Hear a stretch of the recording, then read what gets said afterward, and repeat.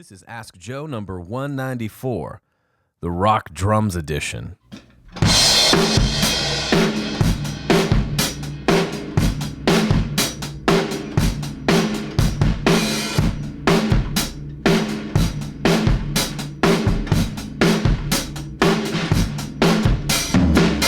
Rock.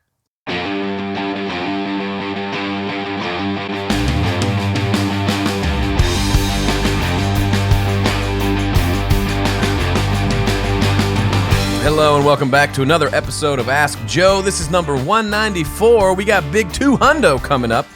We got to figure out what we're going to do for that. Maybe you can help me. We'll figure something out real nice. But it's a few weeks away, but we got time. So this episode is, we're calling it the Bundle of Bumbling Blunders, because I want to tell you about a few recent studio mistakes, both of which made me a little angry, one of which made me punch a door.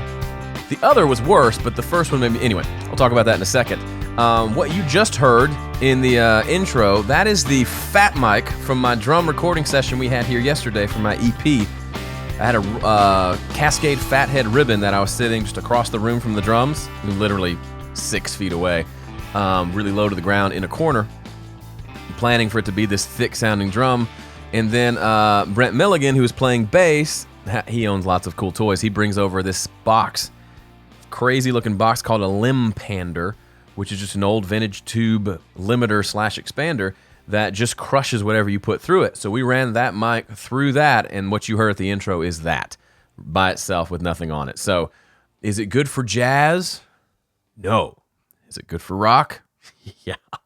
We'll see. When he starts hitting cymbals, it gets pretty washy and kind of crazy, but it's cool. So if nothing else, I could edit it up and just have it playing during the really just kick, snare, hi-hat parts. But people are saying to me, turn up my volume. I can do that. I could have hit, just edit it out so the cymbal parts don't have the fat mic and the other ones do. I don't know. We'll see. But what I do want to talk about is the mistakes made. One during that session and one during the session prior, or a session that happened about a week before that session. So here's what happened. First was just one where we were recording a live acoustic thing here, and we shot video for it. It's for an artist I'm producing. She wanted me to play acoustic while her husband played, and so I played, and on one I sang harmony too. Come in the studio the next morning to only to realize that I'd recorded his guitar and my vocal and his vocal and her vocal, but not my guitar. I recorded his guitar twice. So I got very angry. I walked over there and I punched the door. Then I sat back down and figured out this is actually easy to fix. I got out the mics again, re-recorded it over what was there, both playing and singing, dropped it in, and it worked fine. The second one is one I haven't fully processed yet, and I think I'm going to end up being pretty angry about it. But yesterday, recording drums, as you can imagine, maybe you've had a session like this before. When you're doing a live session like that with lots of mics, there's just a lot to keep track of. And I don't do big drum tracking sessions every day, so there's stuff that gets overlooked.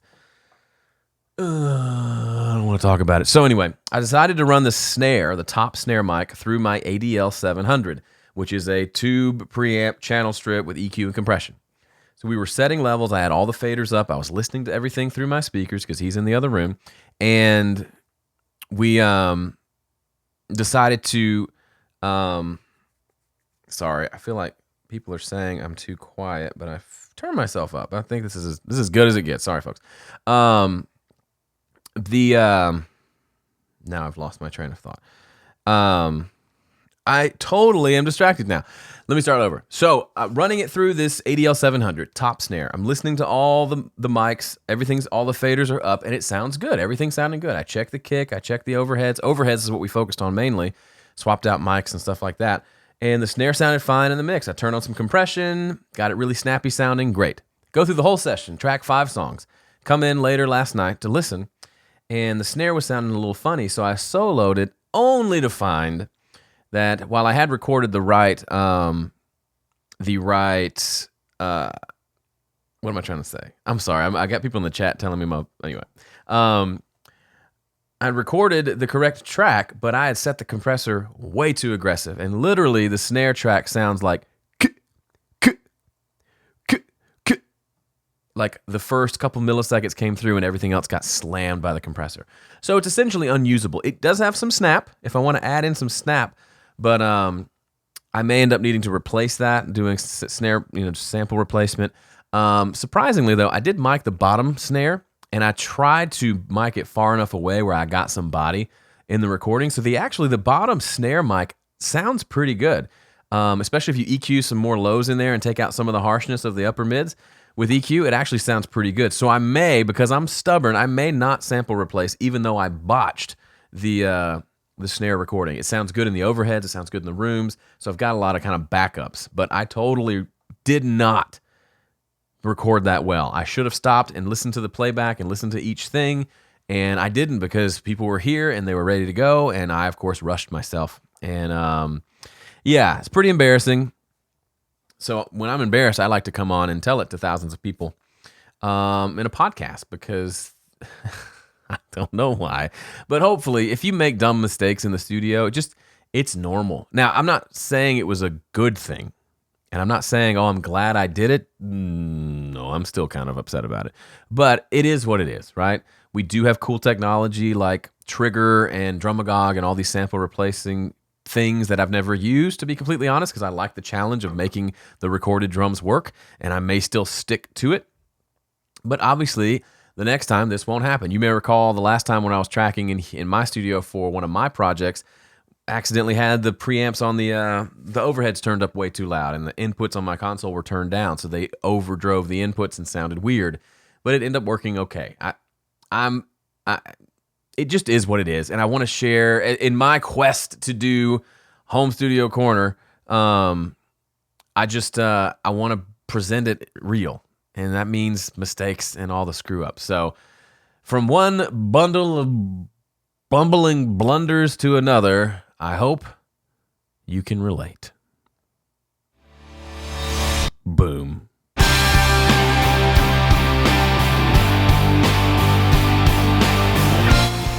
Alrighty. Sam has a question. Sam's a good buddy. So he's probably, that's more of a suggestion than a question. He says, it's just time to fix. Can you get the snare back in to sample that exact snare? Get 4 to 5 different hits, different velocity. Yes, that's a good idea. I can. He had it was an old 60s Ludwig kit, which I thought was cool. So I can probably get in and sample that. That's probably a great idea. Then it's actually, technically I still recorded it. But honestly, the bottom snare mic, I wasn't expecting it to do much, but it actually sounds pretty good and beefy, and it didn't pick up really anything else. So I will explore that some. The good news is it's a perfect specimen for sample replacing, because the waveform is just a little tick, and so it's very obvious. You just hear the snare, nothing else. So anyway, if you think less of me now, probably should. Anyway, there you go. There you go. Got a good question from Ben Holmes, who is a great artist. Check out his stuff. I did some critiques for him and then mastered his latest release, and he is busy working on the next one, which I love. Just getting in there and making more music. Ben's here on the live stream, actually, but he asked a question on Facebook. Says, when writing a song, do you sometimes know there's a good song in there, but it's just not really working? And if so, what do you usually do? My friend Frankie Barenko, who I'm producing her EP, asked me kind of a similar question last week during that session where I forgot to record myself.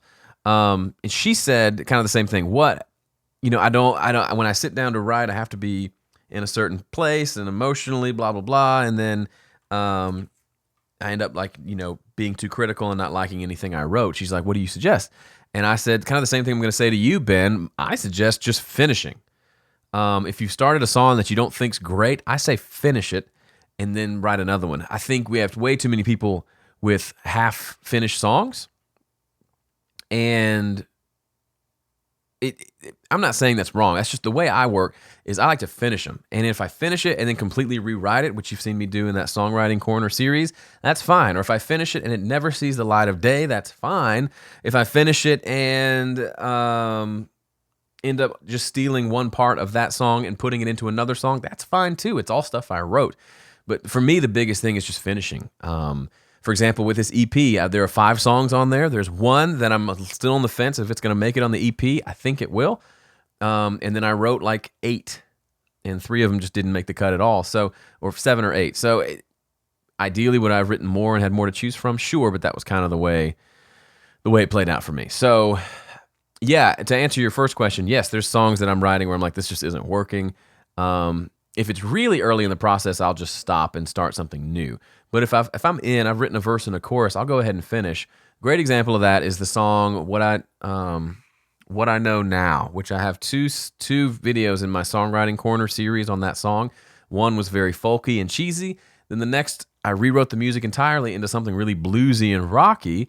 And I'll have to do a future episode of that because the recording ended up being completely different from that. So who knows if that's the one. I'm not sure if it's going to make it on the record. But anyway, sometimes things have to evolve. All right. Let me go through your questions here in the live chat. Got some good ones coming in. And by the way, if you're listening to this recording and you've never made it live, Tuesdays, 1 p.m. Central Time. That's 2 on the East Coast. It's 11 on the West Coast. And it's a different time if you're in a different part of the world. But if you can make it, you can sign up to my calendar, homestudiocorner.com/calendar. You can subscribe. It'll show up in your phone every Tuesday with a notification that it's happening, and a link so you can get here. It's all very convenient. Love to have you here. All right, it's 7 p.m. in the UK, by the way. Thank you, Ben. Okay, Daniel says, I'm getting married soon. Congratulations. Marriage is awesome. There are a lot of people out there who bash marriage. It is difficult, sure, but it's awesome. So congratulations.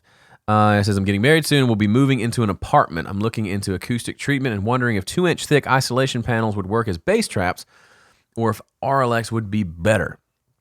You know, Daniel, I'm not really an expert when it comes to acoustic treatment.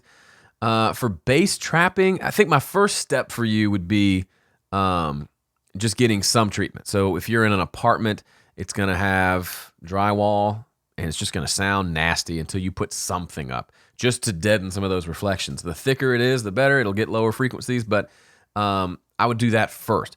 Bass traps are great. I actually don't have bass traps in my room because it's a funny shape and I'm just kind of making it work. But absorption, like all these panels behind me, they're all absorbing stuff and they're thick, so they soak in a lot of frequencies. So I don't know as far as using 2-inch isolation panels. If you use them in the corners, it may work as a little bit of a bass trap. Mass is your friend, so that's why I like the RLX Leonards, those bass traps in the corner. They work okay. I've had those before. They're thick though. They're huge and they sit in the corner. So bass traps necessarily have to be big because bass frequencies are big. So I would say just kind of do the best that you can. But for me, kind of first priority is the upper mid reflections that just cause you not to be able to hear things well. And then even with bass trapping and all that stuff as proper as you can get it, your room's still going to have problems in the low end. There's no way around that. You can improve it with things like bass trapping and things like that, but you're still going to have to learn what your room sounds like, where it's flawed, and then mix around that. Kind of just the way it goes, especially in home studios. What popular records do you use for reference tracks?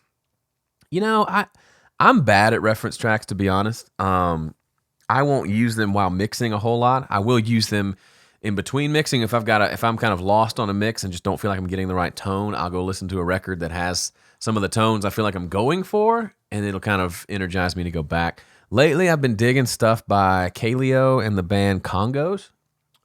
They just have massive, kind of distorted drum sounds, and I just really dig that. So for the heavier rock stuff I'm working on, I'm going for just chaotic and gross drum sounds, and the vocals are a lot darker, which is just what I like. So those are some things I've been listening to lately. A master pedal steel guitar player agreed to play on 4 of my band's old and current mixes. He sent me back the takes. I've never mixed pedal steel before. Any general tips as I get started? I mean, it's kind of like anything else. Does it sound good? Do you like it? For me, a lot of times on pedal steel, they probably put some reverb on there. I tend to put more and just let it kind of swim. It depends on the song. I tend to like it to have some reverb. Sometimes like a slapback delay on that sustain can give it some depth that's kind of cool. Or it may sound perfect and you just leave it alone. Especially, you said he's a master pedal steel guitar player, so my guess is It's a big assumption that the tracks he sent you probably sound pretty good. So don't feel like you have to do anything if it sounds great. Joey, watch you create songs from scratch has been incredibly helpful. The songs you've come up with so far are really great. You are the man, Joe. Watching you has greatly helped me learn. Thank you, Joey. I thought that was a question. I didn't mean to just read a compliment, but thanks. Now that's immortalized on the podcast. Can you see my earlier question about phase? Yes, Tommy. I'm working my way up. Just patience, possess ye your souls. When I play my song in the mastering software Studio One, the phase meter has the line solid to the right. I noticed you had a song with no solid line. Do I need to do something for phase alignment? If it's solid to the right, I think that means if it's angled like a diagonal line, I think that means you have something panned to the right. If it's straight up and down, it's mono. If it's angled, typically it looks like a scattering of things. So my guess is maybe your song just has everything panned to one side. That's my guess. It's the kind of question I can't really answer, but good luck. Got any tips for mixing live recordings? I've been recording at worship at church, but struggle to get the vocals to sit. Recorded with a 58. A lot of times live recordings, for me, ironically, they end up sounding pretty clean and nothing sounds super great until I put like reverb on everything. So like a room sound that kind of sounds a little bit like the room they were recorded in, and then that tends to kind of loosen everything up and let it sit better. That's something I would do. As far as vocals, getting them to sit in the mix, I mean, it's no different in live recording than anything else. You gotta, the biggest variable is the source itself. And then from there, it's EQ, compression, effects, things like that. There's no really one way. I'd have to sit and mix it to tell you what I would suggest for that song. Jeremy says, Joe, do you mix in mono? If so, how far do you go before coming back out into stereo? Just EQ to make space for each instrument? Jeremy, I do and I don't. It's kind of like anything that's a good habit. You get away from it and then come back to it. For me, I haven't been doing a lot of it lately. If I'm having trouble with EQ and I keep EQing something and it's not working, I'll flip to mono to kind of force myself to really deal with it in mono. I don't spend a ton of time in mono, I'll be honest. At least right now, today, Valentine's Day 2017, which I haven't even mentioned Valentine's Day. I'm such a hopeless non-romantic, apparently. But I just don't do it a lot. And I do want to say something about the idea of EQing to make space for each instrument. I'm sure I've said that a million times. You got to be careful with that idea. And I'm not saying you're doing this. That phrase comes at me a lot. And people have this idea of I'm gonna go to this track and I'm gonna boost this frequency, and because I boosted that frequency on this track, I'm gonna come over here to this track and cut that same frequency. But it's never that mathematical. And I think we would love to have a formula that says boost this and then cut this over here. And occasionally, like twice in my life, I can remember doing exactly that, where I boosted this guitar here and cut this guitar here in that same frequency, and it worked really well. But all in all, for me, I'm making changes to tracks to make them work in the mix. I'm not trying to EQ the bass so I make room for the kick drum. I hear that a lot. I just don't do that. The kick drum and the bass are two separate things. They occupy the low end, but I've never really had them quote unquote fighting each other. I get the kick drum sounding great, I get the bass sounding great, and I make sure they sound great together, but I'm never EQing one while thinking about the other, if that makes sense. Maybe I'm weird, maybe I'm wrong. That's just, I tend to just listen, and if something needs attention, I give it attention, and I fix what the problem is, or I enhance something that needs to be enhanced, and then I move on. I'm not thinking as holistically about, if I did something here, I'm not thinking of it like a zero-sum game, where, all right, I did this here, now I've got to do that over here to make up for this that I did.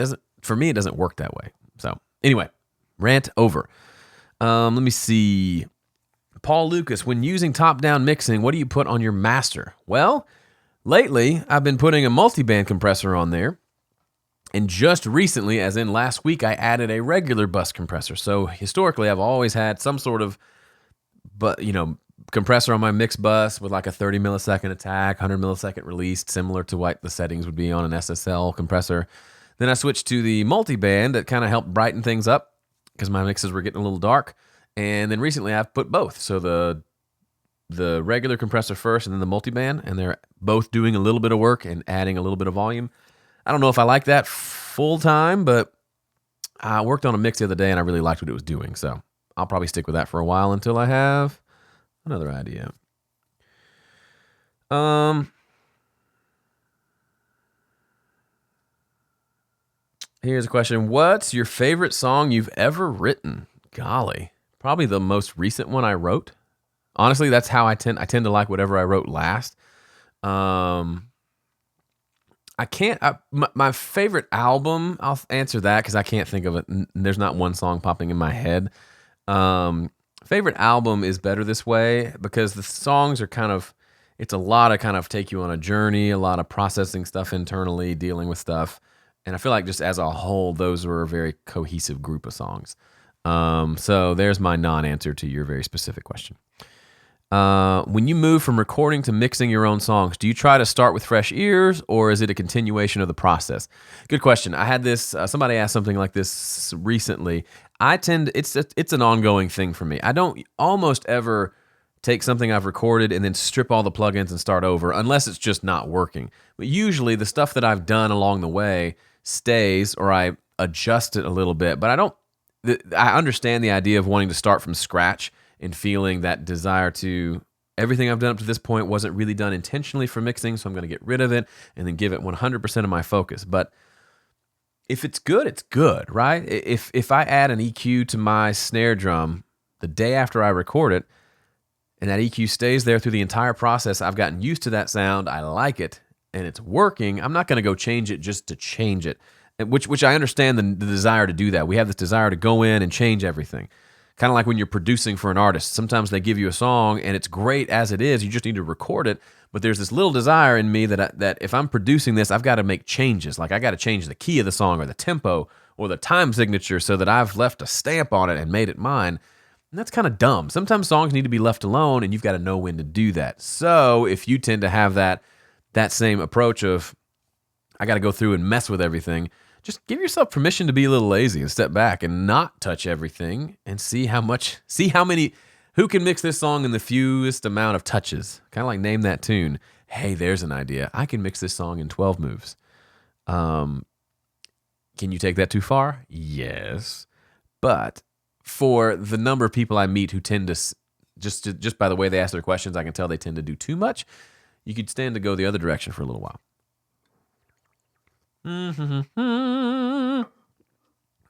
Ben has a follow-up question. Do you mix the same Studio One song or is it a new one?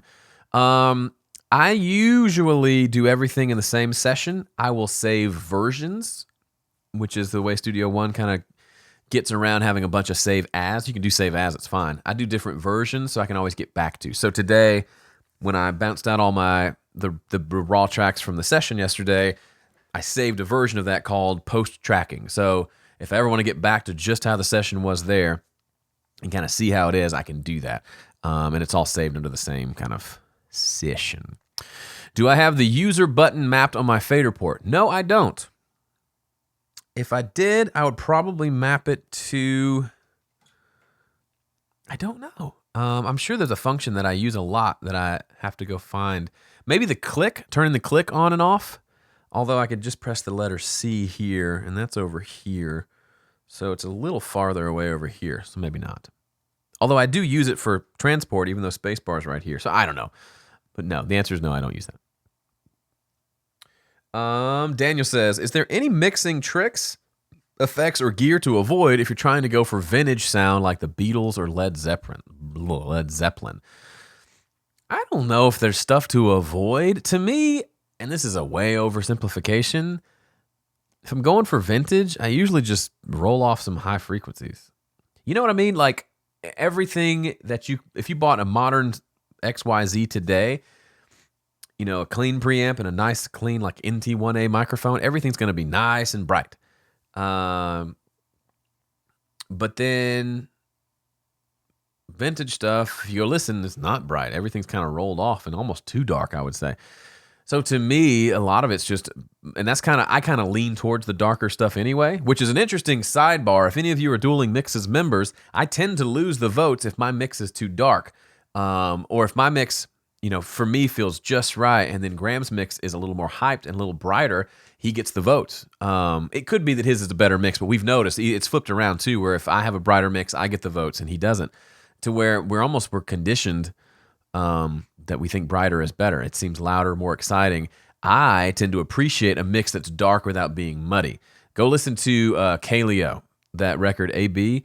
Those vocals are not bright. They're kind of distorted. There's a lot of slapback delay and things like that. And but it grooves. And it's not like all the highs are rolled off, but it's not got all that super sparkly top end that you tend to associate with something clean. As far as gear, I don't tend to say you need this type of kick drum or this type of preamp to get this sound, because you can do some cool things after the fact. I will say, having used that limb pander thing yesterday on the room mic, I could get something somewhat close to that using, just a distortion plug-in and a really aggressive compressor. But it was pretty cool to just have a box that just gave me this rock drum sound by running a room mic through it. Also, the microphones you use will play a big difference. Ribbon mics are nice and dark and will keep things from getting too shrill. They can be muddy too. Dynamic mics are not as bright as condensers, so maybe if you're going more vintage, you stay away from some of the condensers, or you get some that are vibey and thick sounding. Those are some of my ideas. I could be completely wrong. Go get an old tape machine if you want. I don't know. But those are my initial thoughts. How do you know, this is from Ladraz, how do you know when to give up on a song? After you write, record, and mix it, and it still doesn't sound how you want. For me, the giving up phase, if it makes it, there's a first initial cut that happens before I record it. I've done this recently. First, if I write it and I finish it, which I mentioned earlier, I really like to finish it even if I don't like it.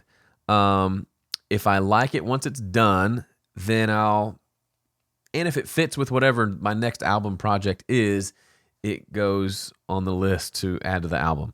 Then if I record some scratch tracks to a tempo, to a click to kind of get it to the drummer, if I still like it, then that's kind of the next cut point. And then I'll record drums to it and maybe bass. And if at that point I'm still not digging it, then it's gone. I'm not going to spend any more time on it.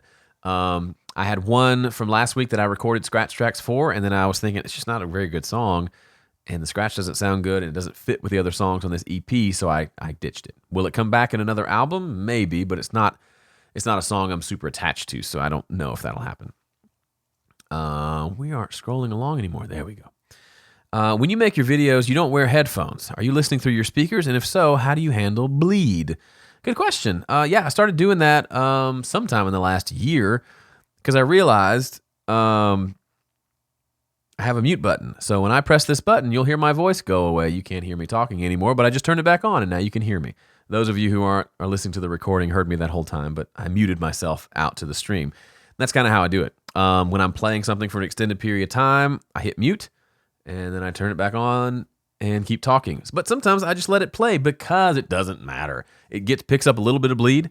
But like this whole podcast, you don't hear a lot of like, oh man, I hear that bleed. I've got a gate on this mic, so it doesn't, when I stop talking, it's pretty quiet. If I turn the gate off, you hear a little more room noise, a little quieter. Again, that's for the folks on the live stream and the video. But yeah, there's a little bit of bleed, but it just doesn't. I mean, how many live recordings have you heard where the vocal is pretty isolated, but there's still a bunch of sound? It just works. It just works. You're going to hear the direct sound of the audio that I'm playing. The mix that I'm playing is going to be way louder than whatever's coming through here. Is there technically a little phase? Probably. Does it matter? No, you're listening on YouTube, right? It's the best audio quality you'll ever hear anyway. But then a lot of times I will mute it if it's something that's really, I want to make sure there's nothing interfering, or I want to cough, then I'll mute it. Or sneeze. Johnny Lipsham's here. He says, what are your thoughts on sidechaining bass guitar to kick drums? Is it just a stylistic thing for you or something not genre specific? Johnny, I've done that maybe once in the last 10 years. I just never think it's necessary. I could see doing it if it was like a pop dance thing or like a really heavy, big, huge kick drum on like an R&B track where I really want that the bass really is getting in the way of the kick. But otherwise on rock stuff, I just don't do it. I know plenty of people who swear by it. I just haven't found it necessary to make the kick drum turn the bass down. I feel like they go together nicely. They're meant to be together, and I don't want to tear them apart. I want to rip apart the family. Shadow Wolf says, oh, nope, I already answered that one. Paul says, how do you deal with click bleed? Do I need to pan it to one side away from the mic? I do that. So if I'm recording guitar Like the other day, I was turned like this to my left, so I'm looking to my right to the screen while it's recording. So I pan the click to my right ear, which is the farthest away from the mic it could be. Still, depending on the song and how loud you need the click and all that, there was still some click bleed in the recording. But what I find is the click bleed is just really at the end when I strum that final chord. So what I do is I just turn the click off. So I finish the take. There's click. I just turn the click off, leave it recording, and I just play that last chord of the song or the last bar. And then I let that ring out with no click playing, and then I just edit that in and drop it in at the end. Works like a charm. Sometimes, occasionally, you can get away with the click not bleeding on acoustic guitar, but it happens. It's totally fine. It is totally fine. Glenn, go-to time-based effects for your rock vocal. Stereo delay, mono, slap, reverbs. I love a slapback delay. I would use that every time, like on every song on this EP so far, I've put slapback on the vocal. It's just vibey, and I don't have it be too bright, and occasionally I'll put distortion on the slapback delay, but usually it's just mono delay. I like stereo slapback. I mixed a song recently that had that, and it was kind of cool, but it's pretty subtle. And then occasionally reverb for big stuff, but no, for a rock vocal, that's my go-to. I love it. And ideally, honestly, I mixed a song once where they had used one of those big Moog delays, like the Moger Foger, not the Moger Foger, but the old, remember that big, if they don't make them anymore, but the big Moog pedals, Moog delay. Go Google Moog delay pedal. Yeah, the old ones. Like, yeah, I'm showing one on reverb.com. Let me switch over real quick. This thing right here. You see that guy? Make this bigger. Get bigger. See that? Yeah, it is the Moger Foger. I think that's the one. Anyway, I would love to have one of those and run things through it. It just would make me happy. But yeah, I mean, you can get a cool delay sound with just a delay, roll off some highs, distort it a little bit if you want. But yeah, I dig a good delay. Big time. Do you get into music licensing? I don't, Mark. It's a good question. I led a panel out in California last March, and it was 3 guys from different parts of the music licensing world. So there was a guy from Taxi. There was a guy who was I forget what they're called. Sam, you can help me with that. Music director for shows like Girls and maybe The Walking Dead and things like that. And they talked a little bit about it. It's cool. I think if I just had the time, I'd put my music, make sure my music was in a place where people could find it and use it for that. I know a lot of people who write specifically for licensing, so for commercials and things like that. I know it's a different world than it was several years ago. It's a lot more competitive. But I've had friends who've had good success with it. I just don't. I've not made it a focus, and I don't know if I want to. What settings on the back of your SM7B do you use? Well, right now I have it set to flat, which I think means it's a little mid scoop. Honestly, I haven't touched it in years. I just leave it. And I don't roll off the low end. Most of your tracking still through the Studio Live. Any drawbacks or frustrations? So yeah, everything I track is through this PreSonus Studio Live, the original 24. Drawbacks, I don't really have any other than, I mean, I monitor everything off the board, which means I don't have any latency problems. It's not going through the DAW and coming back. Downside of that is there's a possibility that the recording is getting jacked up, but I'm hearing it fine on the board. That's never happened. I guess that can happen, but I really dig it. I can do all my headphone mixes here. It doesn't bog down my computer at all. So yeah, I'm a big fan of it. Let me see if there are any other questions that I missed. Y'all started kind of pounding those out. Al